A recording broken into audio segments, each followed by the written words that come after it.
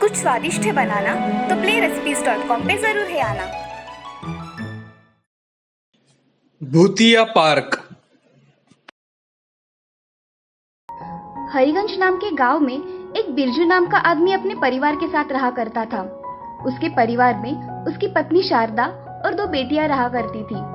एक का नाम था सुहानी और दूसरी का नाम था राधा। दोनों बहनें हमेशा एक दूसरे के साथ ही रहा करती थी। स्कूल में भी साथ ही जाया करती थी। खेलने के लिए भी वो हमेशा एक साथ ही जाया करती थी। एक दिन सुहानी और राधा अपने दोस्तों के साथ पार्क में खेलने गई थी। तभी एक जगह सारे बच्चे जमा होकर लुका छुपी खेलने का सोचते हैं। तभी सुहानी, चलो राधा, हम झूले पर झूलते हैं। नहीं, मुझे मेरे दोस्तों के साथ लुका छुपी खेलनी है। तुम भी खेलो ना। ठीक है, चलो। ऐसा कहकर सुहानी और राधा लुका छुपी खेलने के लिए चली जाती है। तभी सब बच्चे एक जगह जमा हो जाते हैं। अरे, पहले खेलने की बारी किसकी आएगी? चलो सुहानी, तुम ही दे दो पहली बारी। ठीक है, मैं 10 तक गिनूंगी, तब तक तुम सब छुप जाना। हाँ, चलो सब छुप जाते हैं। 1, 2, 3, 4, 5। ऐसा कहकर राजू और उसके सारे दोस्त छुप जाते हैं और सुहानी उन्हें ढूंढने लगती है, लेकिन उसे कोई भी दिखाई नहीं देता। सुहानी पेड़ के पीछे कोई है क्या ये देखने के लिए जाती है, तो उसे वहां से बहुत डरावनी आवाजें आती है। सुहानी फिर से गौर से सुनती है तो वहां से सच में से बहुत ही अजीब सी और डरावनी आवाजें आती है। वो सुन सुहानी बहुत डर जाती है और घबराकर जोर जोर से चिल्लाने लगती है। राधा, राधा, अरे सब कहाँ चले गए? यहाँ आओ, मुझे यहाँ से डरावनी आवाजें सुनाई दे रही हैं। तभी राधा एक पेड़ के पीछे से निकलकर उसके सामने आ जाती है। अरे क्या हुआ सुहानी, तुम इतनी डरी हुई क्यों लग रही हो? कहाँ सुनाई दी आवाजें, बताओ। अभी उस पेड़ के पीछे से सुनाई दे रही थी, यहाँ से। अरे सुहानी, ये तुम्हारा वहम है, यहाँ तो कोई नहीं है। अब कहाँ आ रही है आवाजें? चलो खेलते हैं, मैं सच कह रही हूँ। ठीक है, चलो। ऐसा कहकर राधा उसकी बात टाल देती है और दोनों खेलने के लिए चले जाते हैं। खेल खेलने में सुहानी का मन ही नहीं था, फिर भी राधा के कहने पर उसने खेलना शुरू कर दिया। अब खेल खत्म हो जाने के बाद राधा और सुहानी घर चली जाती है। घर जाते ही खाना खाकर दोनों बहनें सो जाती है। राधा को जल्दी नींद आ जाती है, मगर सुहानी को उस रात नींद ही नहीं आती। वो बेड पर पड़े पड़े सोचने लगती है, मुझे गार्डन में आई हुई आवाजें किसकी थी? बहुत ही डरावनी आवाजें थी वो। ऐसा सोचते ही सुहानी को फिर से वो आवाजें सुनाई देना शुरू हो जाती है। वो उस दिशा की ओर देखती है तो उसे वहां एक चुड़ैल दिखाई देती है, जो कि एक लड़की जैसी दिखती थी। वो उसे देखती ही रह जाती है और उसके पास जाकर, तुम कौन हो और मेरे घर में क्या कर रही हो? सुहानी, मैं चुड़ैल हूँ। मुझे लगा तुम मेरे बारे में सोच रही हो, इसीलिए मैं यहाँ आई हूँ। नहीं, मैं क्यों तुम्हारे बारे में सोचूं? मुझे ये डरावनी आवाजें आ रही थी, इसलिए मैं देख रही थी कि ये कहाँ से आ रही है। ये सब आवाजें मैं ही करती हूँ, दूसरों को डराने के लिए। मगर तुम दूसरों को क्यों डराती हो? दूसरों ने तुम्हारा क्या बिगाड़ा है?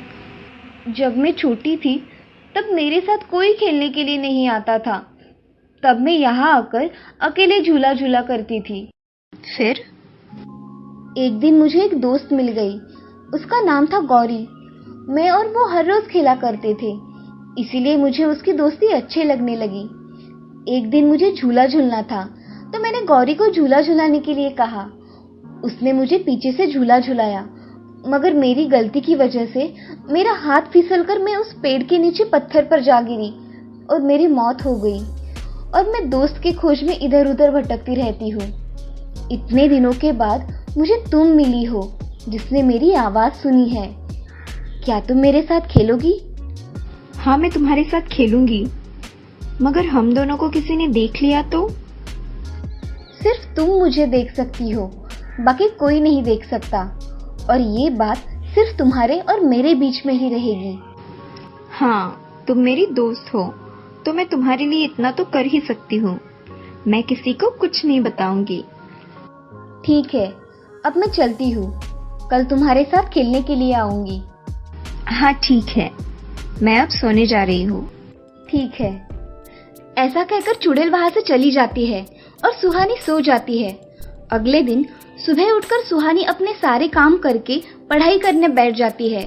तभी चुड़ैल वहां आ जाती है और सुहानी से, अरे अब तुम पढ़ाई कर रही हो? मैं तो तुम्हारे साथ खेलने के लिए आई थी। थोड़ी देर बाद हम खेलने जाएंगे, अब मुझे मेरी पढ़ाई करनी है। अच्छा, तो तुम पहले पढ़ाई कर लो, बाद में हम खेलेंगे। मुझे ये गणित का उदाहरण समझ में नहीं आ रहा, इसे कैसे सुलझाऊं? ऐसा सोच रही सुहानी को चुड़ैल कहती है, मुझे दिखाओ कौन सा गणित का उदाहरण है। मुझे भी थोड़ा बहुत गणित आता है, दिखाओ। ऐसा कहकर चुड़ैल सुहानी का बुक देखने लगती है और फिर कहती है कि अरे सुहानी, ये गणित मुझे आता है, लाओ मैं तुम्हें गणित समझा दूं। सुहानी उसकी बातें मानकर उसे अपना बुक दे देती है और चुड़ैल सुहानी को वो उदाहरण समझा के उसकी कॉपी में लिखवा देती है। अब सुहानी का होमवर्क चुड़ैल ही किया करती थी और इन सब में सुहानी बड़ी खुश थी। ये सब देख राधा बड़े आश्चर्य से उसकी गणित की कॉपी देखती है और उसके गणित के सारे उदाहरण सही तरीके से लिखे हुए देख राधा सुहानी से कहती है, अरे सुहानी, तुमने इतना कठिन गणित भी सुलझा लिया? ये तुमने कैसे किया? मुझे आता है, इसीलिए मैंने किया। राधा अब मन ही मन में सोचने लगी कि सुहानी को गणित विषय तो कठिन जाता है, फिर भी उसने सब गणित कैसे किए? मुझे कुछ अजीब लग रहा है। ऐसा सोचकर राधा अपने काम में व्यस्त हो जाती है। इधर थोड़ी देर बाद सुहानी की माँ सुहानी को आवाज लगाती है, सुहानी, सुहानी, कहाँ हो? खाना खाने के लिए आओ। सुहानी को उसकी माँ की आवाज सुनाई नहीं देती क्योंकि सुहानी चुड़ैल के साथ गप्पे मार रही थी। तभी सुहानी की माँ शारदा वहां आ जाती है और सुहानी को ऐसे अकेले में बात करते देख उसकी माँ बहुत डर जाती है और सुहानी को फिर से आवाज देती है, सुहानी, अरे तुम्हें मैं कब से आवाज दे रही हूँ, तुम्हें आवाज आ रही है या नहीं? सुहानी माँ की आवाज सुनकर पीछे देखती है और माँ से, हाँ माँ, क्या हुआ है? तुम मुझे आवाज दे रही हो? अरे मैं तुम्हें खाना खाने के लिए बुला रही थी और तुम हो कि तुम्हें आवाज ही नहीं आ रही। हाँ माँ, चलो ना, मुझे बहुत भूख लगी है। ऐसा कहकर सुहानी माँ के साथ किचन में चली जाती है और अपने खाने की थाली लेकर जाने लगती है। तभी माँ सुहानी से, सुहानी, राधा भी यही खाना खा रही है, तुम भी यही बैठकर खाना खाओ। नहीं माँ, मुझे मेरे कमरे में जाकर खाना खाना है, प्लीज। ठीक है, जाओ। सुहानी उसकी थाली लेकर कमरे में चली जाती है और वहां जाकर सुहानी चुड़ैल के साथ खाना खाने के लिए बैठ जाती है। अरे लो, तुम भी खाना खाओ, बहुत स्वादिष्ट खाना बनाती है मेरी माँ। हाँ, दिख तो रहा है खाना बड़ा स्वादिष्ट है, मैं भी इस थाली में खा सकती हूँ? अरे खाओ ना, अब तो तुम मेरी दोस्त हो। ऐसा कहकर सुहानी ने उसकी थाली चुड़ैल के सामने रख दी और दोनों ने उसमें से खाना खाना शुरू किया। अब चुड़ैल सुहानी से, मुझे ये सब्जी बहुत पसंद आई, तुम इसे और लेकर आओ ना। हाँ, मैं अभी लेकर आती हूँ। ऐसा कहकर सुहानी अपने माँ के पास सब्जी लेने चली जाती है और माँ से, माँ मुझे थोड़ी और सब्जी दो ना, बहुत स्वादिष्ट है सब्जी। तुम्हें पसंद आई सब्जी तो और लो ना।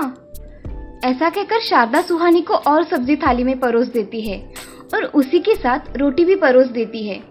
अब सुहानी सब्जी लेकर उसके कमरे में चली जाती है।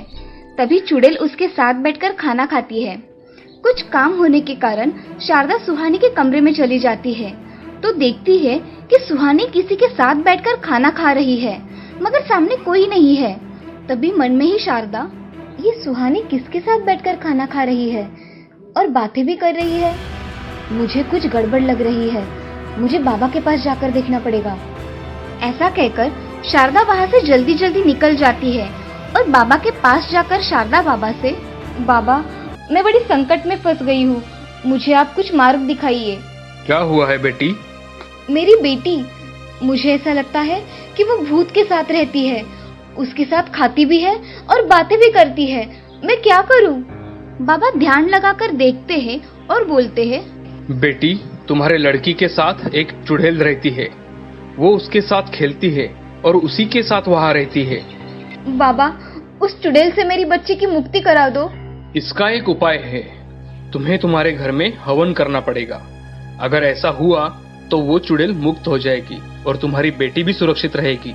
बाबा मैं तैयार हूँ, हमारे घर में हवन करने के लिए आप चलिए मेरे साथ।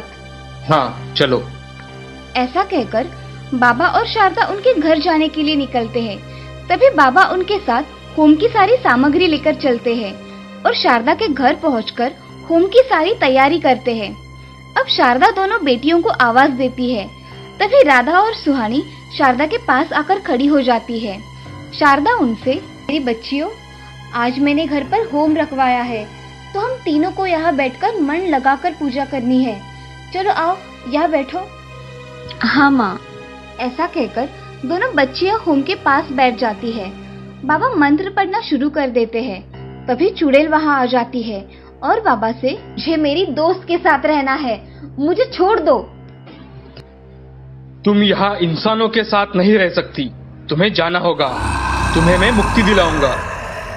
चुड़ैल बहुत डरावनी आवाजें निकालती है और उसकी आवाजें सुन तीनों माँ बेटियां बहुत डर जाती है। तभी बाबा उस पर भस्म डालते हैं और उसे मुक्ति दिला देते हैं। अब चुड़ैल की मुक्ति हो जाती है। ये देख शारदा और लड़कियां बहुत खुश हो जाती है।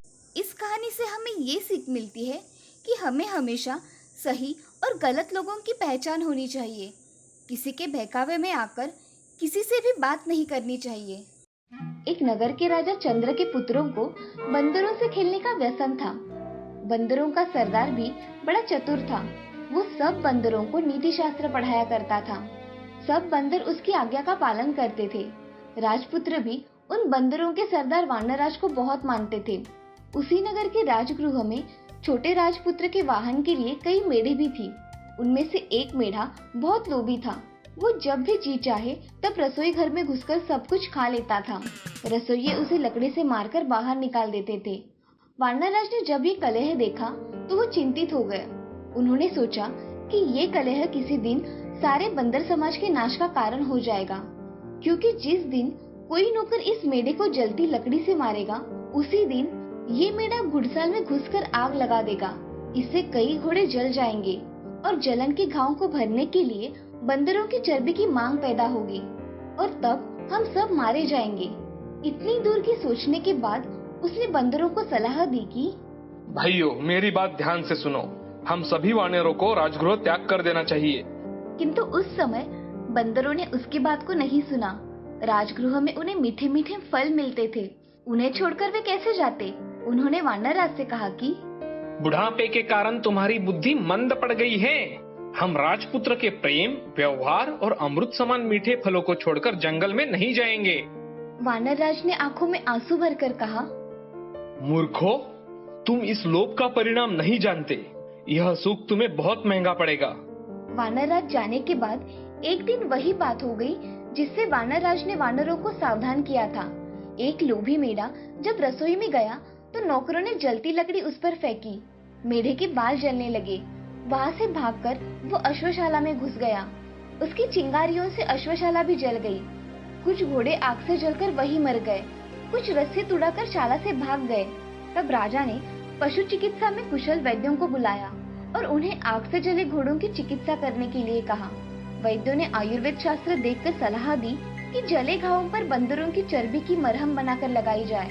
राजा ने मरहम बनाने के लिए सब बंदरों को मारने की आज्ञा दी। सिपाहियों ने सब बंदरों को पकड़कर लाठियों और पत्थरों से मार दिया। वानरराज को जब अपने वंशज का समाचार मिला तो वो बहुत दुखी हुआ। उसके मन में राजा से बदला लेने की आग भड़क उठी। दिन रात वो इसी चिंता में घुलने लगा। आखिर उसे एक वन में एक ऐसा तालाब मिला जिसके किनारे मनुष्य के पद चिन्ह थे। उन चिन्हों से ये मालूम होता था कि इस तालाब में से जितने मनुष्य गए सब मर गए, कोई वापस नहीं आया। वो समझ गया कि यहाँ अवश्य कोई नरभक्षी मगरमच्छ है। उसका पता लगाने के लिए उसने एक उपाय किया। कमल नाल लेकर उसका एक सिरा उसने तालाब में डाला और दूसरे सिरे को मुख में लगाकर पानी पीना शुरू कर दिया। थोड़ी देर में उसके सामने ही तालाब में से एक कंटहार धारण किए हुए मगरमच्छ निकला। उसने कहा, इस तालाब में पानी पीने के लिए आकर कोई वापस नहीं गया। तूने कमल नल द्वारा पानी पीने का उपाय करके विलक्षण बुद्धि का परिचय दिया है। मैं तेरी प्रतिभा पर प्रसन्न हूँ। तू जो वर मांगेगा मैं दूंगा, कोई भी एक वर मांग ले। मगर राज, तुम्हारी भक्षण शक्ति कितनी है? जल में मैं सैकड़ों सहस्रों पशुओं या मनुष्य को खा सकता हूँ, पर भूमि पर एक गिद्दड़ भी नहीं। एक राजा से मेरा वैर है। यदि तुम यह कंठहार मुझे दे दो तो मैं उसके सारे परिवार को तालाब में लाकर तुम्हारा भोजन बनवा सकता हूँ। मगरराज ने कंठहार वानरराज को दे दिया। वानरराज कंठहार पहनकर राजा के महल में चला गया। उस कंठहार की चमक धमक से सारा राजमहल जगमगा उठा।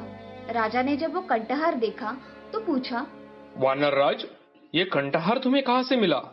राजन, यहाँ से दूर वन में एक तालाब है। वहाँ रविवार के दिन सुबह के समय जो गोता लगाएगा उसे कंठहार मिल जाएगा। राजा ने इच्छा प्रकट की कि वो भी समस्त परिवार तथा दरबारियों समेत उस तालाब में जाकर स्नान करेगा, जिससे सबको एक एक कंठहार की प्राप्ति हो जाएगी। निश्चित दिन राजा समेत सभी लोग वानरराज के साथ तालाब पर पहुंच गए।